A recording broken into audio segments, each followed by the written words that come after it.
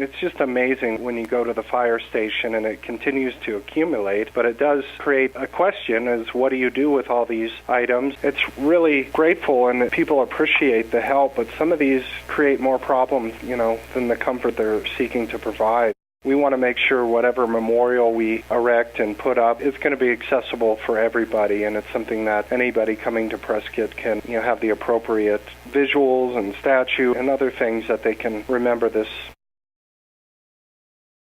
There's little satisfaction in 20 months or 20 years. All the families involved, the Shores, the Newmans, the Browns, suffer the loss of their loved ones forever. James Ray is free. We want to make sure that people who want to grow and change are free to do that without fearing for losing their lives. While he was in prison, I had some sense of safety. Now that he's out, I feel nervous. At this moment, supply areas for some of these donations are running short. The Salvation Army is asking that anyone who wishes to donate household goods or clothing, please take them to the Phoenix area. There are several Salvation Army locations around Phoenix. The outpouring of support has been overwhelming in a fantastic way, and we don't want to have to turn anybody away at this point. It's so appreciated by the folks who live in Yarnell.